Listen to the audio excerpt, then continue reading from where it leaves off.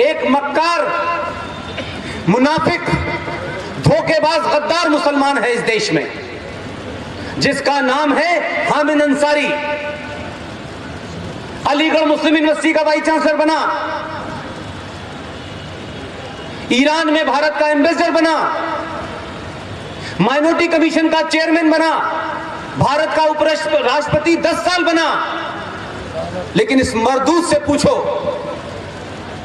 इस झूठे मक्कार से पूछो कि इस देश की सत्ता पे तुमने मजे लिए। जिस दिन गद्दी से उतरा कहने लगा इस देश में मुसलमान सुरक्षित नहीं है। ऐसे गद्दारों को समाज के मार देना चाहिए। और ऐसे लोग इस देश के अंदर बहुत हैं। सत्ता में रहते हुए कुछ कहते हैं और सत्ता के बाहर निकलने के बाद उनको डर लगने लगता है। ऐसा ही एक मक्कार है, कुछ फिल्मों को लिखता है, वो मैंने सुना है। पार्लियामेंट का मेंबर था, राष्ट्रपति के कोटे से राज्यसभा में गया, तब तक तो भारत माता की जय कह रहा था। आज कहता है कि भारत में ऐसे हालात हो गए हैं कि अब रहा नहीं जा सकता। अरे बताओ मत, बैग लोड चले जाओ। हम तुमको नहीं भेज रहे, हमने तुमसे कभी जाने के लिए नहीं कहा। हमारे साथ रहे हो,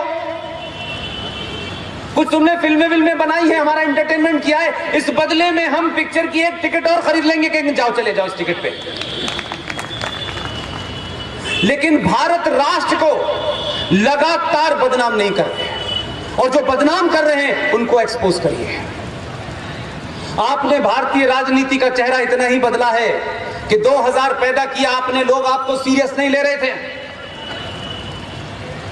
जब 2019 आया तो ना आपने किसी मुसलमान को गाली दी, ना आपने सनातन को जो गाली दे रहे थे, जिन्होंने भारत के अंदर हिंदू आतंकवाद की थ्योरी गढ़ी और कहा कि हिंदू आतंकवाद है, और एक साध्वी को झूठे मुकदमे में फंसा करके आपने 10 साल तक उस पर चार्जशीट नहीं की और उसकी रीढ़ की हड्डी तोड़ दी।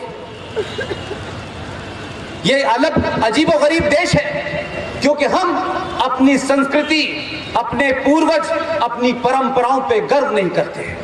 और जब आप गर्व नहीं करते तो उसको बचाने के लिए लड़ते नहीं हैं। आजाद भारत में एक शंकराचार्य को रात में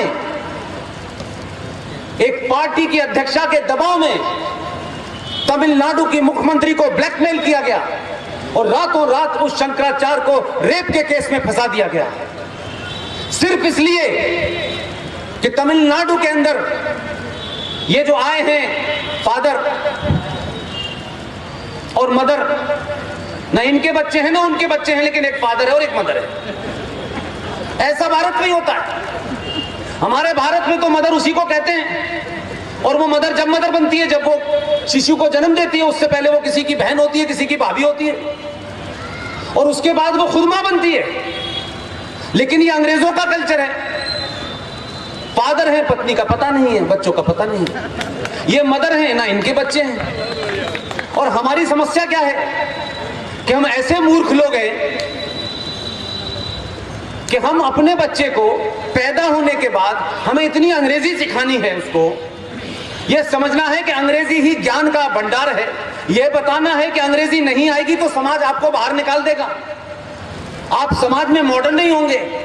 तो पैदा होने के तत्काल बाद आओ किसी इंग्लिश स्कूल में आप उसका रजिस्ट्रेशन कर देते हैं। अपने घर में सनातन की शिक्षा नहीं देते, क्योंकि हमारी बहुत सारी माओं को, बहनों को, जो उनको बताना चाहिए था हमारे पूर्वजों ने नहीं बताया, वो भी बेचारी किसी चमत्कार की होड़ में बाबा की कथा सुनने चली जाती हैं। वो भी चमत्कार में लगी हुई। संतोषी माता पैदा कर देगी, कुछ दे देगी, सुबह मांगेंगे शाम तक आ जाएगा, चमत्कार हो गया। हम चमत्कार की कहानियां गढ़ते हैं। जो पूरा का पूरा सनातन धर्म पे रखा, उस पे रखा हो, साइंस पे, वो लोग कह रहे हैं चमत्कार होगा। एक बाबा है वो कहता है लाल चटनी से खाओ, हरी चटनी से खाओ। हम कैसे कैसे मूर्ख लोग हैं यार। खामखा अपने बच्चे का एडमिशन अंग्रेजी स्कूल में करा रहे हैं, बाबा चमत्कार कराएगा, हो जाएगा सारा काम। तो हुआ क्या कि एक इस कारण से आपने जब 19 का चुनाव था, एक घटना को बारीकी से देखिए।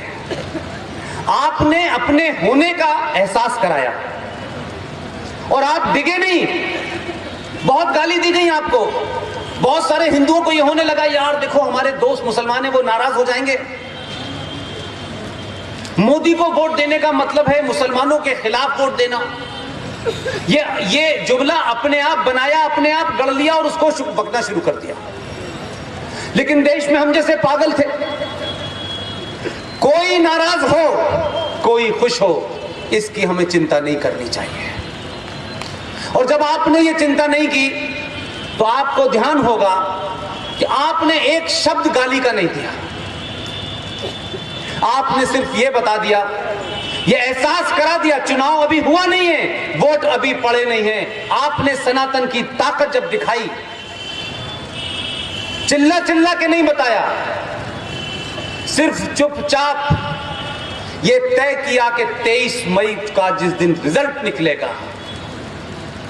वो रिजल्ट वही निकलना चाहिए जो हम चाहते हैं। इसलिए आप एक खामोश इख्तियार करी, आपने ज्यादा चर्चा नहीं की और आपने वोट दबाने से पहले एक बड़ा बदलाव भारतीय राजनीति में हुआ। जो लोग ये कह रहे थे कि मंदिर वही लोग जाते हैं जो लड़कियों को छेड़ते हैं, वो मंदिर मंदिर घूम रहे थे।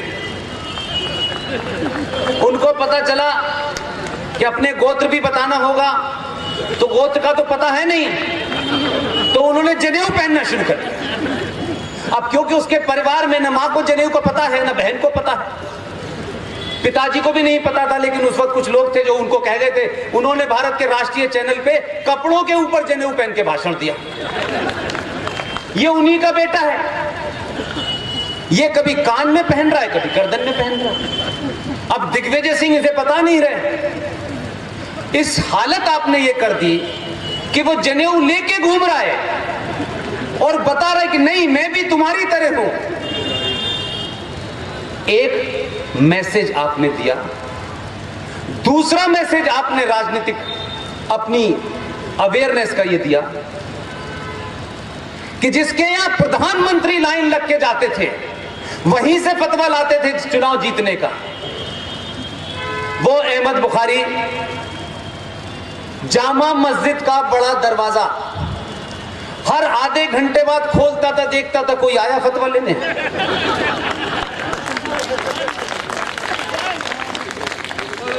पूरे 2 महीने तक इंतजार करता रहा, कोई फतवा लेने नहीं गया। जो फतवा लेने जाते थे उनको पता था फतवे की बात छोड़ो, मस्जिद की तरफ नमाज अगर पढ़ते हुए कहीं यहां दिखाई भी दे गए तो जो 2-4 सीटें बची हैं वो भी चली जाएंगी।